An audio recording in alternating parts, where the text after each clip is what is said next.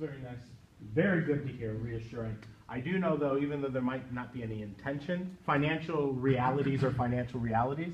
And if you guys as a corporation are having trouble month to month making payroll, there might be a time when that red line is pushed and you have to consolidate to only running one high school facility, either in Westside or wherever. I'm just saying, like, if we ever get to that red line, we would hope that the Gary Community School Corporation would come to the MCC in the Miller community and say, we know we didn't want to, but we have to close the Word Emerson building.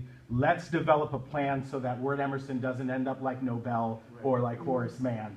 And again, this is my personal standpoint. This is me talking as one person elected on the board. I don't think any of the other board members may share my same thoughts. I feel that what you have here is a great hybrid of a great opportunity for additional dollars from the federal level as far as your Banneker School and the Ward Emerson program. I attended my first year on the board a science fair at Banneker, and it's the first time I ever been to Banneker or even meeting any students that attended that school, and I was just floored of the academic levels that those students were on.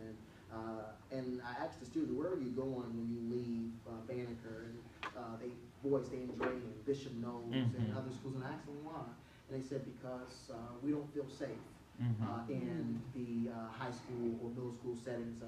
I don't feel that we will receive the adequate education in those levels. And you know, literally in front of them, I tried to not tear up, but I'm a crybaby, so I began to cry because, you know, it just hurt me that we was not giving those students a vessel to migrate. And if you look at our decline in enrollment, you'll see that most of it is because we're not replacing students.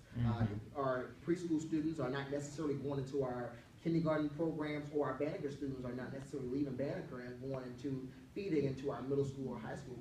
How do we stop that? So we came back, and I'll give Ms. Rouse the credit and Dr. Williams for mentioning about our security staff. Why excuse me, why is our students not feeling safe in the buildings? And how can we change the climate and culture of our buildings? You know, not just across the street at Westside, at New Tech, at Dunbar Palacio. My God, just the massive calls that we receive of the fights breaking out. And they fight at every school, by the way.